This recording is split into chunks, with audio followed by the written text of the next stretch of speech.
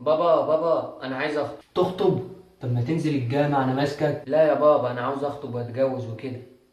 اه، وايه وكده دي الشبكة يعني امك؟ طب ومين يا شملول اللي هترضى بيه؟ امينه شكمان. امينة شكمان بنت ابراهيم بكابور؟ اه. مش موافق. ليه بس يا بابا؟ ده احنا الاتنين بنحب بعض. يا ابن الكلب يا وطي، بتحبوا بعض ايه؟ دي ممسوكه في قضيه دعاره اول امبارح. ايوه ما انا عارف، ما احنا هنوسع النشاط، هنخليه بري وبحري. يا ابني وسع النشاط ايه؟ ده انا كل يوم اروح اغير الانبوبه وابات هناك. وتبات هناك ليه يا حاج؟ ايه؟ ما انا مستني الانبوبه تخلص. انت مال اهلك، ابات ولا ما باتش؟ ماشي يابا. يعني انا يابا اللي مكتوب عليا لوحدي ان انا بنا حزين؟ انا عاوز اتجوز زيك يابا واجيب عيال.